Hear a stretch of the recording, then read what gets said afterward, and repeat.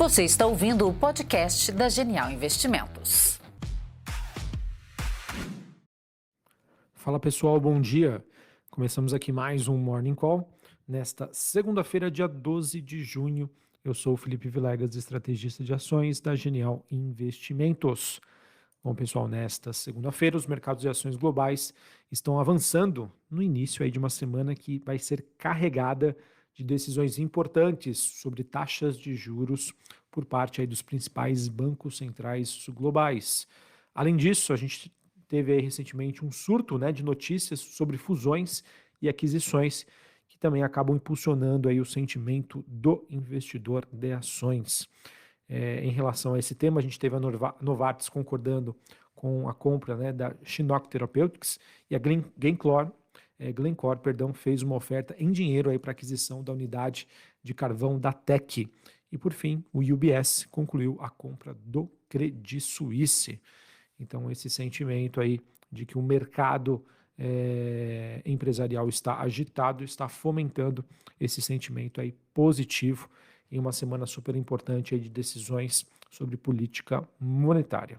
Bom, pessoal, nesta manhã, futuros norte-americanos, S&P 500 subindo 0,17, Dow Jones praticamente aí no 0 a 0, uma alta leve, Nasdaq subindo quase 0,5%. Mesma movimentação aí para as bolsas europeias, que com exceção da Bolsa de Londres, que tem uma queda muito leve, queda de 0,04, nós temos a Bolsa Francesa subindo 0,48, Bolsa de Frankfurt na Alemanha subindo 0,51. Na Ásia, com exceção de Xangai, a Bolsa de Xangai que teve uma queda de 0,08, nós tivemos Hong Kong subindo 0,07, Bolsa japonesa alta de 0,5% nesta manhã. Em termos de outras notícias envolvendo aí o mercado norte-americano, a gente teve o Goldman Sachs, ele que elevou a sua previsão para o S&P 500 para um patamar aí de 4.500 pontos neste ano. Isso corresponde a um potencial ainda de alta de 4,7% em relação ao último fechamento, ou seja, da última sexta-feira. De acordo com os estrategistas do Goldman Sachs, esse rally no mercado de ações dos Estados Unidos deve se estender além das gigantes aí de tecnologia, com base aí em acontecimentos do passado, ou seja, fazendo uma avaliação histórica, a gente teve um movimento inicial dessas empresas de maior representatividade e depois as outras empresas seguiram esse movimento. Então eles esperam que isso também aconteça lá nos Estados Unidos. Bom, pessoal, sobre os principais eventos da semana, no que tange aí a agenda macroeconômica, a gente vai ter um calendário aí bastante agitado para os investidores. Ele que começa com um relatório de inflação na próxima terça-feira, ou seja, amanhã, em que nós temos aí uma expectativa aí de desaceleração. E esse relatório, esse dado, o CPI, vai ser divulgado às vésperas da decisão do Banco Central norte-americano, que acontece na próxima quarta-feira. O posicionamento hoje do mercado sugere que as taxas de juros nos Estados Unidos permanecerão estáveis, ou seja, não vai ter nenhuma alteração, nem para cima, nem para baixo.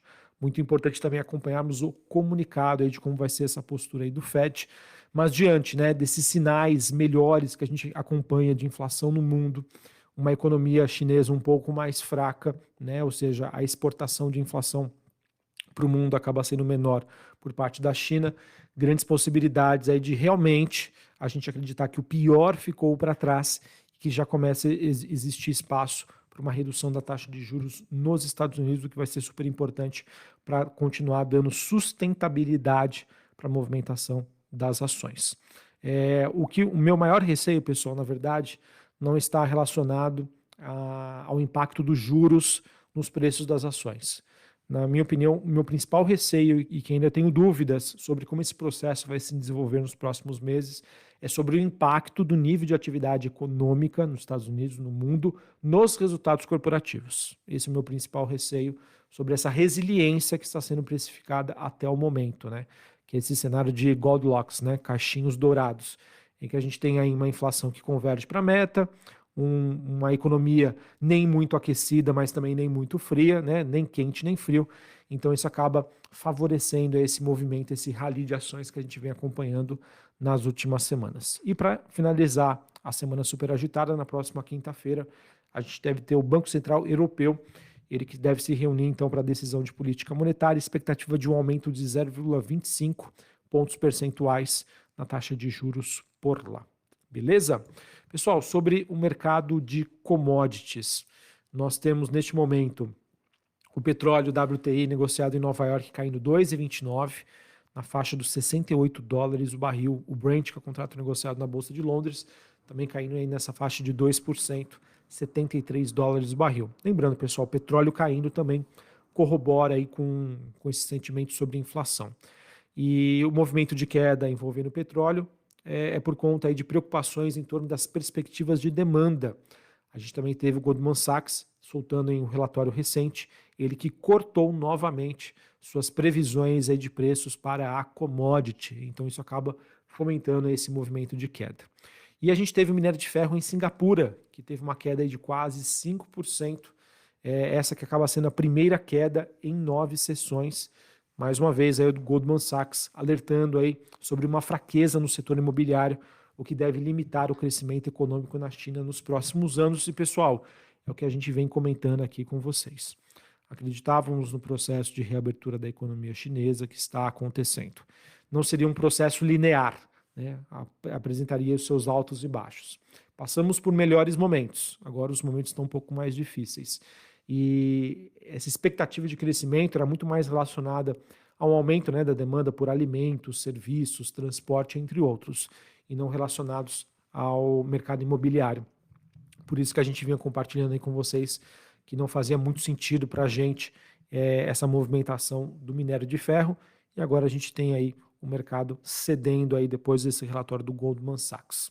Em relação a outros metais industriais, nós temos o cobre recuando 0,5% na Bolsa de Londres, níquel caindo, subindo 0,50%. Outros ativos que a gente acompanha aqui, o índice dólar DXY, que é o dólar index, né, o dólar contra uma cesta de moedas, queda de 0,23%, ou seja, né, menos taxa de juros nos Estados Unidos, menos atrativos títulos de renda fixa, favorece países emergentes. Taxa de juros de 10 anos nos Estados Unidos caindo 0,13% a 3,74%. Bitcoin subindo quase 1%, $25.980 a unidade. Então, essas são as principais movimentações internacionais. Bom, pessoal, sobre o Brasil, tá? Eu acho que segue ainda na discussão a questão do arcabouço fiscal no Senado. O relator Aziz, ele diz que a votação deve acontecer entre os dias 20 e 21 de junho, ou seja, na semana que vem. A gente teve aí o ministro da Fazenda, Fernando Haddad, ele que deve se encontrar aí com líderes do Senado na próxima quarta-feira. Dada a tramitação e negociações, uma ala aí defende a retirada do Fundeb, do FCDF e também do piso salarial de enfermagem do limite de gastos. Vamos ver como que vai se dar aí essa tramitação. Em relação à reforma tributária, também que segue no radar do mercado, ainda há divergências entre os estados sobre a partilha do Fundo de Desenvolvimento, que acaba sendo um entrave para o avanço da reforma. O secretário da Fazenda de São Paulo diz que é contra o fundo e também o Conselho Federativo, né? Então vamos ver aí como esse processo vai avançar. Reforma tributária também é um trigger importante que poderia corroborar ainda com o movimento de alta da Bolsa Brasileira. Para a gente encerrar aqui, falando sobre o noticiário corporativo, a gente teve a Klabin, que anunciou na última sexta-feira, que iniciou a segunda fase do projeto Puma 2, que inclui uma nova máquina, né, de papel cartão com capacidade anual de 460 mil toneladas.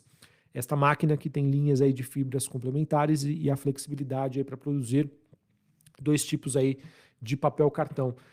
Movimento então positivo, pessoal, no sentido de que a Klabin, né, já está com esse projeto há anos.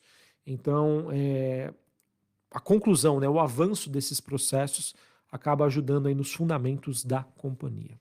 Também tivemos a Oncoclínicas, ela que solicitou à CVM o registro para uma oferta pública de ações ON.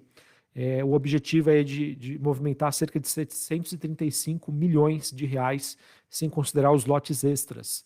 A operação que inclui a distribuição primária de 20 milhões de novas ações e uma venda aí do fundo de participação Josefine, né, dos acionistas vendedores da Unitai. Tá? Então, movimentação importante, maior liquidez aí para o papel, e a depender de como for essa oferta, parte dela já foi precificada pelo mercado, pode ser bom vista aí, olhando em consideração o nível de taxa de juros que nós temos hoje e a possibilidade aí da captação de novos recursos. E por fim, uma notícia que vai mexer hoje bastante aí com algumas empresas. Nós tivemos no final de semana a Unipar, ela que fez uma oferta não vinculante para a aquisição do controle da Braskem. Essa oferta que foi apresentada à Novonor e também aos bancos credores. O valor não foi revelado e a Unipar disse que planeja então realizar ofertas públicas na B3 para comprar aí as ações de acionistas minoritários da Braskem. A depender dos preços ofertados, que podem existir aí algum prêmio, isso deve agitar bastante, deixar bastante volátil aí as cotações. Pessoal, é aquilo, tá? A Braskem já por anos, né, segue nesse processo, nessa briga societária de venda de controle, que acaba impactando bastante a companhia. E uma notícia, né, um pouco mais concreta em relação a esse tema pode trazer um movimento aí mais positivo para o papel, mas tomem cuidado, uma ação ainda que vai ficar com um perfil mais especulativo. Maravilha? Bom, pessoal, então é isso que eu tinha para passar para vocês. Uma ótima segunda-feira, um ótimo início de semana. Vamos ver como que Bovespa vai se comportar hoje, tá? Eu falo isso porque a gente tem uma pressão mais negativa das commodities. Então, aquela ala do mercado, né, exportadoras, Vale, Petrobras, pode sofrer mais hoje, nesta segunda-feira, com essa queda do petróleo, com essa queda aí do minério de ferro na China. Por outro lado, expectativa de menos juros à frente pode dar uma sustentação maior aí para as empresas ligadas à economia doméstica.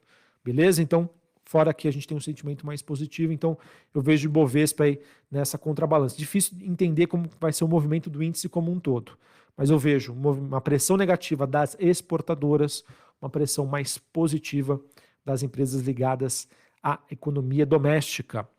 Um abraço, uma ótima segunda-feira para vocês mais uma vez e até mais. Valeu! Você está ouvindo o podcast da Genial Investimentos.